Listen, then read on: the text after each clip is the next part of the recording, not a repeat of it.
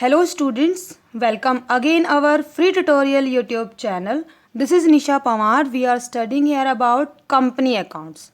And in our last video, we completed our first chapter of company account, that is issue of shares. So you will get notification of all the videos so far in the description box below.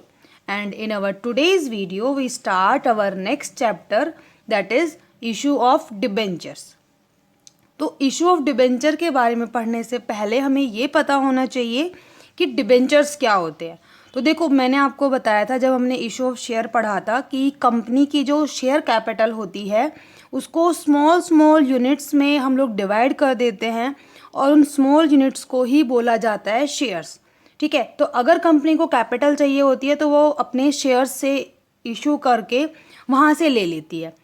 ठीक है, ऐसे ही अगर उसको एक long term के लिए कुछ amount चाहिए, लॉन्ग टर्म लायबिलिटी के रूप में अगर कोई अमाउंट चाहिए तो वहाँ पे कंपनी अपने डिबेंचर्स इशू करती है। ठीक है, और ये जैसे शेयर आप इशू करते हो वैसे ही डिबेंचर भी आपके in form of a certificate he issue किए जाते हैं और under the seal of the company. ठीक है, और ये एक तरह से रिटर्न एक्नॉलेजमेंट होता है आपकी डेब्ट का। मतलब देखो, शेयर्स तो क्या होता है कि आपने शेयर इशू किए और जो आपके शेयर होल्डर हैं वो आपकी कंपनी के जितने परसेंट के उन्होंने शेयर लिए उतने परसेंट के ओनर बन जाते हैं। ठीक है, बट जब आप डिबेंचर इशू करते हो तो डिबेंचर आपके लिए एक तरह से लॉन्ग टर्म लायबिलिटी के रूप में होता है और डिबेंचर होल्डर उनको आपको पे करना पड़ेगा एक फिक्स टाइम पीरियड के बाद, और ईयर टू ईयर आपको इनको एक फिक्स रेट पे इंटरेस्ट भी पे करना पड़ता है। मतलब वो पहले से ही डिसाइडेड होता है, बट शेयर्स में ऐसा नहीं होता था। वहाँ पे अगर प्रॉफिट हैं तो आप अपने डिविडेंड वगैरह पे कर दोगे, अदरवाइज़ आपको पे करने की ज़रूरत नहीं होती थी। और साथ में डिबेंचर्स को आपको मतलब एक फिक्स टाइम पीरियड के बाद इनकी रीपेमेंट भी आपको करनी पड़ती है। वो पहले से डिसाइडेड होगा कि 5 ईयर्स के बाद, 7 ईयर्स के बाद, मतलब जितने टाइम पीरियड के बाद आपका डिसाइड है उतने टाइम पीरियड के बाद आपको इनका प्रिंसिपल अमाउंट पे करना पड़ेगा। ठीक है, तो ये आपके डिबेंचर्स होते हैं। मतलब कुछ कुछ आपके शेयर जैसे होते हैं बट बिल्कुल शेयर जैसे नहीं होते हैं। ठीक है, तो अभी हम डेफिनेशन पढ़ते हैं according to section 230 of company act 2013। क्या डेफिनेशन है? Debentures includes debenture stock, bond and any other instrument of the company evidencing a डेब्ट whether constituting a charge on the assets of the company or not। तो debenture क्या होते हैं? Debenture में आपके debenture stock या bond वगैरह भी हम लोग ऐसे इशू करते हैं, या फिर ऐसा कोई भी इंस्ट्रूमेंट जिससे कि आपकी कंपनी को डेब्ट मिले। ठीक है, और वो आप अगेंस्ट अपनी एसेट्स के बदले में भी ले सकते हो या फिर नहीं भी ले सकते हो। मतलब एज अ सिक्योरिटी आप अपनी एसेट भी दे सकते हो, क्योंकि देखो डिबेंचर होल्डर आपके लिए एज अ लोन होता है तो आपको इनको पे करना है फ्यूचर में। बट जस्ट सपोज अगर आप पे नहीं कर पाते हो तो जो डिबेंचर होल्डर आपका है वो आपकी एसेट ले लेगा। जैसे हम लोग नॉर्मली लोन लेते हैं तो वहाँ पे भी हम एज अ सिक्योरिटी कुछ ना कुछ सबमिट करते हैं, तो ऐसे ही आपका डिबेंचर में भी होता है, आपको एज अ सिक्योरिटी अपनी कोई एसेट वहाँ पर देनी पड़ती है या फिर नहीं भी दे सकते हो। ठीक है, दोनों तरीके से आप इशू कर सकते हो। तो ये हमारा मीनिंग था डिबेंचर्स का। इसके बाद स्टूडेंट हम इसके कैरेक्टरिस्टिक्स और फीचर्स के बारे में पढ़ेंगे। तो सबसे फर्स्ट जो पॉइंट आपका है वो है फॉर्म ऑफ सर्टिफिकेट। जो डिबेंचर होते हैं, मैंने जस्ट अभी आपको बताया कि ये एक सर्टिफिकेट के फॉर्म में होते हैं और एक तरह से आपका एक्नॉलेजमेंट होता है कि आपकी कंपनी ने अपने डिबेंचर होल्डर से कुछ लोन लिया हुआ है, कुछ डेब्ट लिया हुआ है। ठीक है, सील ऑफ द कंपनी, तो ये जो आप इशू करोगे तो under the seal of the company ही करोगे। जैसे कि हमारे शेयर्स पे हमारी कंपनी की सील लगी होती है, ऐसे ही डिबेंचर्स पे भी आपकी कंपनी की सील लगी होगी। Then third point is repayment of principal and interest is fixed. तो देखो यहाँ पे आपको मैंने अभी बताया कि आपको जितना भी आपका प्रिंसिपल अमाउंट होगा आपको उसकी रीपेमेंट करनी पड़ेगी। वो आपका फिक्स्ड होगा कि कितने टाइम पीरियड के बाद आप करोगे। तो जब आप इशू करोगे ये सारी चीज़ें उसी टाइम पर ही डिसाइड कर ली जाएंगी। एंड इंटरेस्ट इज़ फिक्स्ड, और इसका इंटरेस्ट रेट जो होता है वो भी फिक्स होता है। यहाँ तक कि जैसे आप डिबेंचर का नाम लिखोगे, जैसे कि हम लोग जब शेयर कैपिटल में इशू करते थे तो वहाँ पे अगर इक्विटी शेयर है तो हम लिखते थे इक्विटी शेयर कैपिटल, अगर प्रेफरेंस शेयर है तो हम प्रेफरेंस वहाँ पे मेंशन करते थे कि प्रेफरेंस शेयर कैपिटल।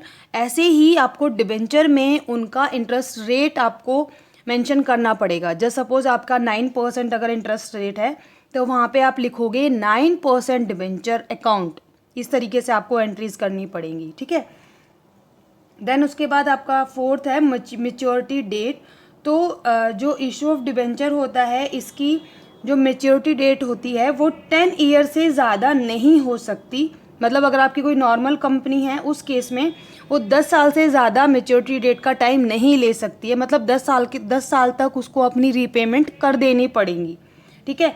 बट अगर आपकी कोई इंफ्रास्ट्रक्चर प्रोजेक्ट में कोई कंपनी अगर काम कर रही है तो वहाँ पे वो more than 10 years but not exceeding 30 years. मतलब वहाँ इंफ्रास्ट्रक्चर वाली जो कंपनियां हैं वो 10 साल से ज़्यादा का टाइम ले सकती है बट 30 ईयर से ज़्यादा का नहीं ले सकती। उनके लिए लिमिट जो आपकी है वो 30 ईयर है। बट अगर कोई नॉर्मल कंपनी है उसके लिए आपकी लिमिट सिर्फ 10 ईयर्स ही होती है, ठीक है। उसके बाद नेक्स्ट आपका पॉइंट है इसमें कूपन रेट। तो कूपन रेट क्या होता है कि देखो जस्ट अभी मैंने बताया कि आपका इंटरेस्ट जो होगा वो फिक्स होगा, ठीक है। इंटरेस्ट रेट फिक्स होता है तो उसी इंटरेस्ट रेट को यहाँ पे क्या बोला जाता है, कूपन रेट बोला जाता है, ठीक है। कि डिबेंचर्स जब आप इशू करोगे तो उस टाइम पे आप जो आपका डिबेंचर होल्डर है उसको इंटरेस्ट पे करोगे एक फिक्स रेट पे, और इस फिक्स रेट को ही कूपन रेट बोलेंगे। और इंटरेस्ट आपकी कंपनी की पॉलिसी पर डिसाइड होता है कि आपको 6 मंथ्स पे करना है या फिर आपको ईयरली पे करना है, वो कंपनी अपना डिसाइड करती है, ठीक है। और दूसरी चीज़, आपको प्रॉफिट हो या ना हो आपको फिर भी डिबेंचर्स पे इंटरेस्ट देना पड़ेगा, बिकॉज ये आपका एक तरह से लोन होता है। और शेयर्स में ऐसा नहीं होता था, वहाँ पे क्या होता था कि अगर आपको प्रॉफिट है तो आप दे दोगे, अदरवाइज आप नहीं दोगे, ठीक है। उसके बाद सिक्योर्ड बाय एसेट। तो ये जस्ट मैंने अभी आपको बताया कि जो डिबेंचर्स होते हैं वो आपकी एसेट्स से सिक्योर होते हैं। इन केस आप फ्यूचर में अगर पे नहीं कर पाते हो तो जो डिबेंचर होल्डर हैं वो आपकी एसेट को सेल करके अपना अमाउंट ले सकता है, ठीक है। उसके बाद लॉन्ग टर्म नेचर। डिबेंचर आपके लॉन्ग टर्म नेचर के होते हैं। ऐसा नहीं होता कि 1 साल बाद पे कर देना है, 2 साल बाद पे कर देना है, ठीक है। मिनिमम 5 ईयर, 7 ईयर, 10 ईयर, इस तरह से इनका टाइम पीरियड डिसाइड होता है। उसके बाद interest is charge against profit. अब चार्ज अगेंस्ट प्रॉफिट का क्या मतलब है, ये हमने पार्टनरशिप में पढ़ा है कि वो एक्सपेंसेस जो आपके प्रॉफिट हो या ना हो बट आपको पे करने होते हैं, वो आपके प्रॉफिट के अगेंस्ट होते हैं। तो जो आपका डिबेंचर पे इंटरेस्ट है ये भी आपका अगेंस्ट प्रॉफिट है, ठीक है। तो इसको आपको पे करना ही करना है, बिकॉज ये आपकी लोन है, आपकी लायबिलिटी है। आपको प्रॉफिट हो या ना हो आपको अपने डिबेंचर्स होल्डर को उनका इंटरेस्ट पे करना पड़ेगा। तो ये हमारे सारे पॉइंट्स थे, कैरेक्टरिस्टिक्स और features of debentures. And now difference between debenture and shares. देखो मैंने आपको बोला था कि डिबेंचर और शेयर कुछ कुछ सिमिलर होते हैं बट बिल्कुल सिमिलर नहीं होते हैं, ठीक है। तो इनके डिफरेंसेस के पॉइंट्स हम डिस्कस करेंगे।